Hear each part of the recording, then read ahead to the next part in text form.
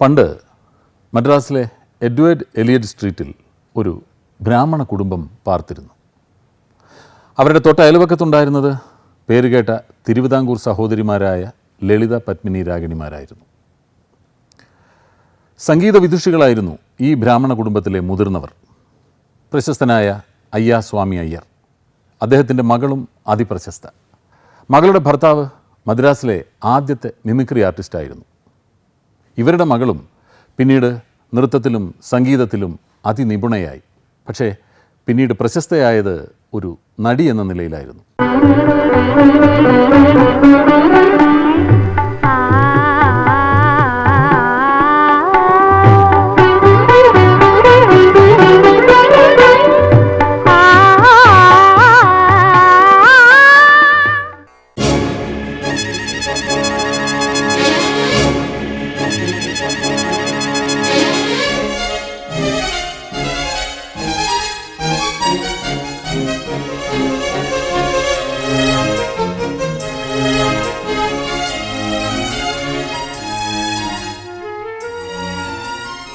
ചെറുപ്പത്തിലെ താമസിച്ച സ്ട്രീറ്റിലെ തൊട്ട അയൽവക്കത്തായിരുന്നല്ലോ ഈ ലളിത പത്മിനി രാഗിണിമാർ താമസിച്ചിരുന്നത്.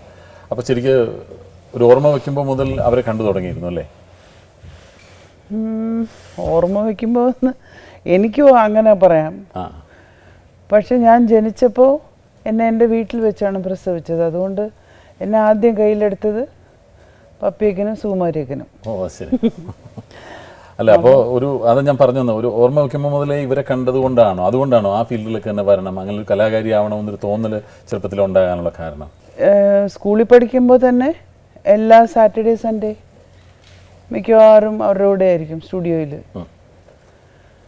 പിന്നെ സുകുമാരിയമ്മയാണ് ഏറ്റവും കൂടുതൽ എന്നെ കയ്യിലെടുത്തിരിക്കുന്നത്. അപ്പോൾ എന്നും രാവിലെ കുളിക്കുന്നത് അവരുടെ കൂടെയാണ്. ഷൂട്ടിംഗ് കഴിഞ്ഞ് അവർ വന്നതിന് ശേഷം അവരുടെ ഗാർഡനിൽ അവർക്ക് ഒരു വലിയ മുല്ലപ്പൂവിൻ്റെ ഒരു വലിയ ഗാർഡൻ ഉണ്ടായിരുന്നു. അതിൻ്റെ നടുക്കൊരു കുളം. ഈ കുളത്തിൽ മുങ്ങി കുളിച്ച് ശീലം അത് വിടണ്ടെന്ന് പറഞ്ഞിട്ട് ഭയങ്കര പാട്ടും ബഹളവും. അങ്ങനെ എന്നെ കൊണ്ട് 1 2 3 പറയിക്കും. ഞാൻ ഏറ്റവും ചെറുതല്ലേ, അപ്പം ഞാൻ 1 2 3 പറയുമ്പോഴത്തേക്ക് എല്ലാം ചാടും. ഒരു ദിവസം അങ്ങനെ ഞാനും ചാടി. അപ്പോൾ ഇവർ വരുമ്പോൾ എന്നെ കാണുന്നില്ല. വേഗം അകത്ത് പോയിട്ട് എന്നെ കയ്യിലെടുത്ത് അപ്പോഴത്തേക്ക് ഞാൻ കുറേ അഴുക്ക് വെള്ളവും കുടിച്ച് സീരിയസ് ആയി. അപ്പം എൻ്റെ അപ്പൂപ്പൻ ജീവിച്ചിരിപ്പുണ്ടായിരുന്നു. അപ്പൂപ്പനെ കണ്ട എല്ലാവർക്കും പേടിയാണ്. 7ാമത്തെ വയസ്സിലാണ് ആദ്യം കാലിൽ ചിലങ്ക കെട്ടി നൃത്ത രംഗത്തേക്ക് വരുന്നത്. 7ാമത്തെ വയസ്സിലായിരുന്നു അരങ്ങേറ്റം? അല്ല, 5 വയസ്സിൽ ഞാൻ പഠിക്കാൻ തുടങ്ങി. അതിനും പപ്പിയമ്മയാണ് കാരണം.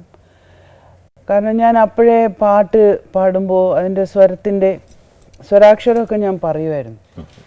അപ്പോൾ ഒരാൾ അകാരത്തിൽ പാടുകയാണെങ്കിൽ അത് ഇന്ന സ്വരമാണ്, അതിന്ന രാഗമാണ് എന്ന് എനിക്ക് ഐഡൻറ്റിഫൈ ചെയ്യാൻ പറ്റും. അത് പഠിച്ചിട്ടല്ല, അല്ല കേട്ട് തന്നെ. അപ്പോൾ പപ്പിയമ്മ പറഞ്ഞു, നല്ല കണ്ണാണ്, നമുക്ക് ഡാൻസ് പഠിപ്പിച്ചു കൊടുക്കാക്ക, എല്ലാവരും പാട്ടല്ലേ വീട്ടിൽ, ഇവളൊന്നും ഡാൻസറാകട്ടെ. അപ്പം അമ്മ പറഞ്ഞു, അവൾക്ക് നല്ല താളം ഞാനുണ്ട്, അങ്ങനെ ഇഷ്ടമാണെങ്കിൽ ചേട്ടേ. അങ്ങനെ എൻ്റെ അപ്പൂപ്പന് ഭയങ്കര സന്തോഷമായി. അപ്പോഴേ അപ്പൂപ്പൻ പറഞ്ഞു, നിന്നെ ബാലസരസ്വതിയെ പോലെ ഞാൻ കാണണം എന്നൊക്കെ പറഞ്ഞ് ഭയങ്കര ആംബീഷ്യസാണ്. അപ്പോൾ ഞാൻ സ്കൂളിൽ നിന്ന് വന്ന ഉടനെ കാപ്പിയൊക്കെ കൊടുത്ത ഉടനെ വേഗം പോകാൻ ഡാൻസ് ക്ലാസ്. ഈ ഡാൻസ് ക്ലാസ്സിലേക്ക് പോകുന്ന വഴിക്ക് എനിക്ക് പാട്ട് പഠിപ്പിച്ചു അപ്പൂപ്പൻ. അപ്പോൾ തിരിച്ചു വരുമ്പോൾ ഞാനിതെല്ലാം ഓർമ്മ വെച്ച് തിരിച്ച് പറയണം, ഈ സ്വരമൊക്കെ പറഞ്ഞു കൊടുക്കണം. അപ്പോൾ അങ്ങനെ കുറേശ്ശെ മാസ്റ്ററുടെ അടുത്ത് പഠിച്ച് 11 വയസ്സിൽ അമ്മ പറഞ്ഞു, ധൃതി കൂട്ടി അരങ്ങേറ്റം ചെയ്യേണ്ട, കാരണം അവളുടെ അരങ്ങേറ്റത്തിന് എല്ലാ വിദ്വാൻസും വരും. അപ്പം ഞാൻ ഒരു പെർഫോമിംഗ് ആർട്ടിസ്റ്റ് ആയതുകൊണ്ട് എല്ലാവരും വരും. സോ ഒരു ചെറിയ മിസ്റ്റേക്ക് പോലും ആരും പറയരുത്, അതുകൊണ്ട് മാസ്റ്റർ വളരെ സൂക്ഷിക്കണം. അങ്ങനെ ഒരു 6 കൊല്ലം റിഗ്രസ് ട്രെയിനിങ് ആയിരുന്നു എനിക്ക്. പിന്നെ ഈ അരങ്ങേറ്റം ഡിസൈഡ് ചെയ്ത പിന്നെ ഈ ഷൂട്ടിങ്ങിൽ കൊണ്ടുപോകുന്നതൊക്കെ നിർത്തി. സാറ്റർഡേ സൺഡേ മുഴുവനും മാസ്റ്ററുടെ വീട്ടിൽ ഗുരുകുലവാസം പോലെ അവിടെ തുണിയലക്കണം, പാത്രം തേച്ച് കഴുകിത്തരണം. ഇതിനിടയ്ക്കാണ് ക്ലാസ്. അത് ഏത് മാസ്റ്ററുടെ കൂടെ ആയിരുന്നു? തണ്ടായുധ പണിപ്പിള്ളി എന്ന് പറഞ്ഞിട്ട് വൈജയന്തി മലാമ്മയുടെ മാസ്റ്ററായിരുന്നു. അപ്പൊ അങ്ങനെ ഈ നൃത്തവും സംഗീതമാണ് ചെറുപ്പത്തിലേ തൊട്ട് ഇങ്ങനെ പഠിച്ചു അതായിരുന്നു അന്തരീക്ഷം. പിന്നെ ഞങ്ങളുടെ വീട്ടിൽ ഒരുപാട് എന്നും വൈകുന്നേരം വരുമ്പോൾ ചില ദിവസം ചെമ്പൈ മാമ വന്നിരിക്കും, ചെമ്മൻകുടി സാർ വന്നിരിക്കും, പിന്നെ ആലത്തൂർ ബ്രദേഴ്സ്, ഇവരെല്ലാം ഭയങ്കര സെമിനാറായിരിക്കും, പാട്ടും. പിന്നെ ബഡേ ഗുലാം അലി ഖാൻ സാഹിബിനെ ആദ്യം വരുത്തിയത് എൻ്റെ അപ്പൂപ്പനാണ് മദ്രാസിൽ, മ്യൂസിക് അക്കാഡമി സദസ്സിൽ പാടിച്ചത്. അപ്പോൾ ഞങ്ങളുടെ വീട്ടിലാണ് താമസം. അപ്പോൾ അദ്ദേഹത്തിന് ബിരിയാണി ഉണ്ടാക്കാൻ വേണ്ടിയിട്ട് വീട്ടിനകത്തൊന്നും കുക്ക് ചെയ്യാൻ പറ്റില്ലല്ലോ.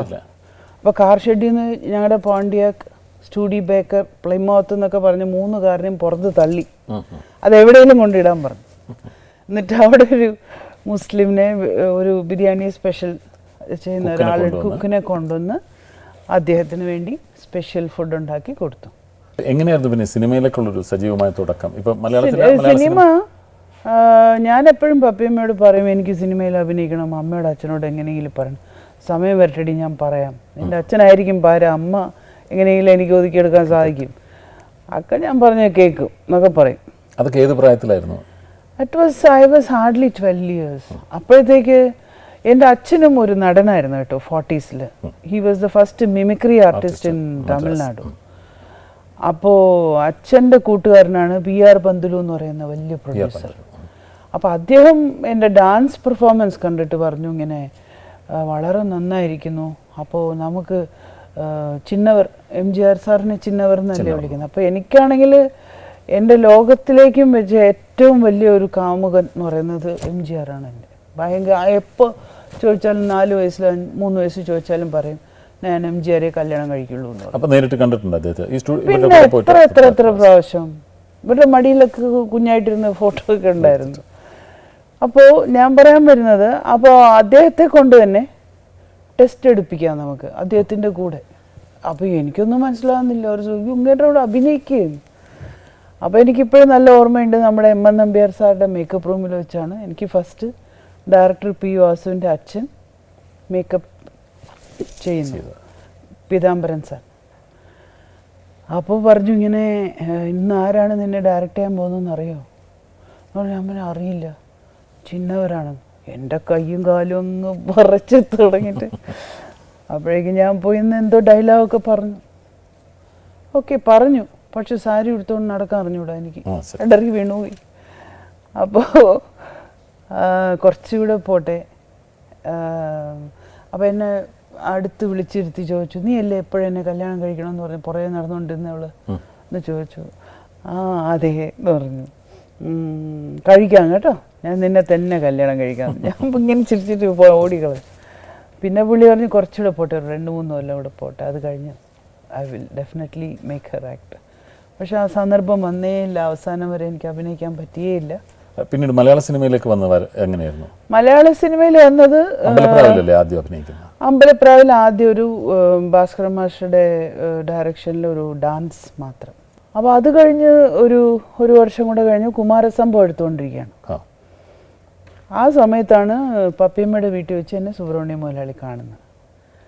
അവിടെ വെച്ചിട്ട് ഇതാരാണ് ചോദിച്ചപ്പോൾ ഇങ്ങനെ വസന്തകുമാരി. ഇത്ര വലിയ മോളുണ്ട്, ഞാൻ അറിഞ്ഞില്ലല്ലോ, ഒരു 18 വയസ്സുണ്ടോ നിനക്ക്? ഞാൻ പറഞ്ഞില്ല സാർ, എനിക്ക് 14.5 എന്ന് പറഞ്ഞു. പറഞ്ഞു, എൻ്റെ ഹീറോയ്ക്ക് ഒരു 60 വയസ്സുണ്ട്, കുഴപ്പമില്ല, നമുക്കങ്ങ് ശരിയാക്കാതെ എന്നൊക്കെ പറഞ്ഞു. മലയാളം അറിയാമല്ലോ നിനക്ക്, സംസാരിക്കണം? അറിയാം, സംസാരിക്കും. ഇത്രയൊക്കെ മതി എന്ന് പറഞ്ഞു. സ്ട്രെയിറ്റ് സൗണ്ട് വന്നപ്പോഴാണ് ഒരു രക്ഷയില്ല, എനിക്ക് ഈ രാ വരില്ല. കാര്യം എന്താ കാര്യം എന്നൊക്കെ ചോദിക്കും. അപ്പൊ സത്യമാഷ തലക്കിട്ട് കുട്ടും. ചട്ടമ്പിക്കവലേക്കാണ് കുമാരസംഭവത്തിൽ വന്ന് പപ്പയമ്മയെ കാണുമ്പോൾ എന്നെ ബുക്ക് ചെയ്ത് സൈമിൾട്ടേനിയസ് ആയിട്ട് 2 പടം എടുക്കുക. അപ്പൊ കുമാരസംഭവത്തിൽ എനിക്കൊരു ഡാൻസും തന്നു. മലയാളി അല്ലെങ്കിൽ പോലും ഈ മലയാളം കേട്ട് തന്നെയാണ് വളർന്നത്. അതന്നെ ഹാബിറ്റ്സും എല്ലാം. അപ്പൊ ഈ ചട്ടമ്പിക്കവലയിൽ മലയാളം ഡബ് ചെയ്യാൻ പറ്റിയിട്ടില്ല. ഡബ് ചെയ്തു. സെക്കൻഡ് ഷെഡ്യൂൾ എന്നെ കൊണ്ട് തിക്കുറിശി സാർ പറയിച്ചു.